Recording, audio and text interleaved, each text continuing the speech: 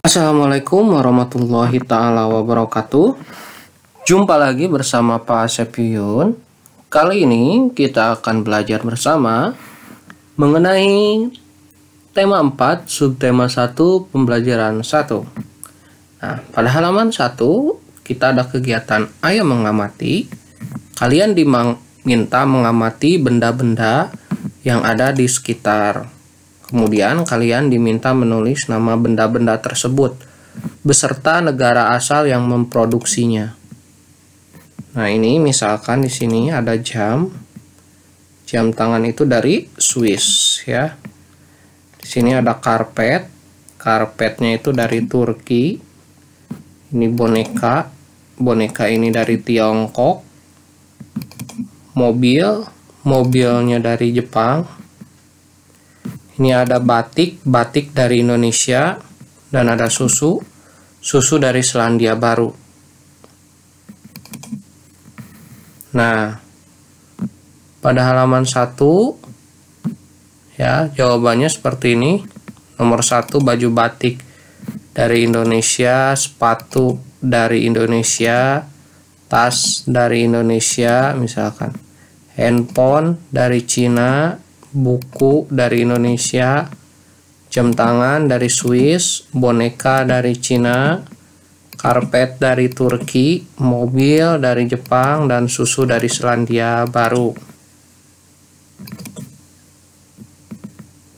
Nah, pada halaman 3 kalian akan disajikan sebuah teks yang judulnya Menlu Hillary Clinton promosikan angklung ke dunia. Lalu kalian diminta mengerjakan soal-soal yang terdapat pada halaman 4. Nah, ini jawabannya ya. Jadi nomor 1, bagaimana bentuk kerjasama Indonesia dengan negara-negara Asia Tenggara di masa globalisasi saat ini? Yang pertama, bentuk kerjasama yang terjalin merupakan kerjasama regional. Regional itu wilayah ya, yang melibatkan Indonesia dengan negara-negara Asia Tenggara.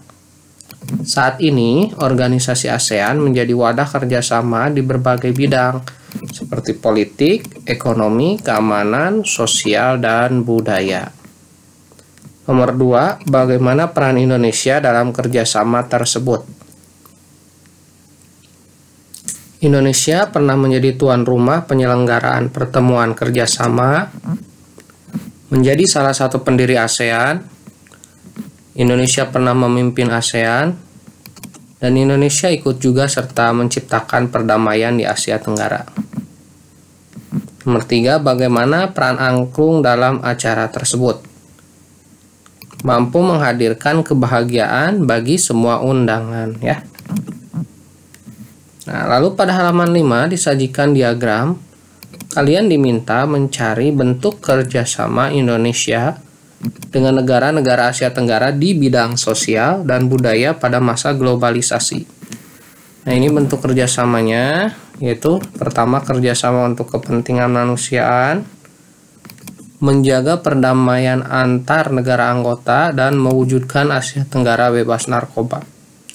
Apa peran Indonesia dalam hubungan kerjasama dengan negara di Asia Tenggaranya? Yaitu 1, mengirimkan bantuan kepada negara-negara yang dilanda bencana alam atau konflik, ikut serta menyelesaikan konflik Kamboja, dan melakukan upaya-upaya pemberantasan narkoba.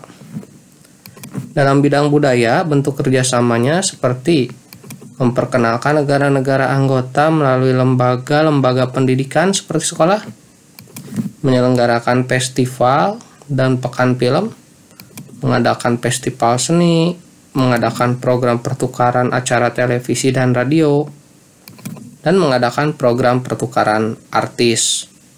Nah, peran Indonesia dalam hubungan kerjasama dalam negara di Asia Tenggara di bidang budaya apa?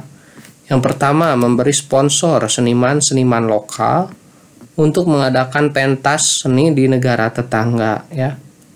Yang kedua, mengundang seniman dari negara tetangga untuk mengadakan pentas seni di Indonesia. Ketiga, mendukung program pertukaran pelajar antar negara anggota termasuk beasiswanya. Kita lanjut pada halaman 6. Kalian akan diminta untuk ayo membaca.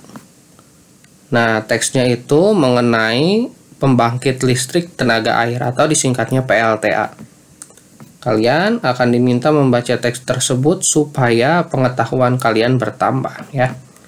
Judulnya ini menghasilkan energi listrik dan di sini ada gambar miniatur dari PLTA ya. Nah, pada halaman 7 kalian akan diminta untuk menjelaskan topik masalah, deret penjelasan dan kesimpulannya ya. Yang paragraf satunya, topik masalahnya mengenai peran penting listrik di era globalisasi. Paragraf 2-nya itu mengenai pada PLTA, air waduk atau sungai masuk ke tangki pengaman tekanan melalui pintu yang diatur oleh katup pengaman. Kemudian, air pada pesat mengalirkan air tersebut ke turbin melewati katup pengatur tekanan agar tekanan air lebih besar. Energi potensial air akan menggerakkan turbin, sekaligus generator untuk menghasilkan listrik.